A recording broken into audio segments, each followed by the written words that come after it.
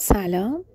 بریم برای آموزش یک عروسک کاربردی. سیم شارژر من همیشه رو زمین بود. خب چیکار کنیم؟ اول از همه خمیر رو خوب ورزش میدیم.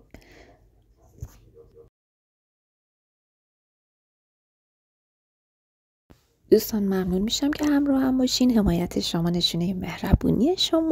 پس سابسکرایب کنید و قشنگاست یادتون نره. خب بعد از اینکه فرم دادن تموم شد، برای چشماش از 2 گوله سفید کوچولو استفاده میکنیم که اینم از خمیر سفید در واقع درست میشه.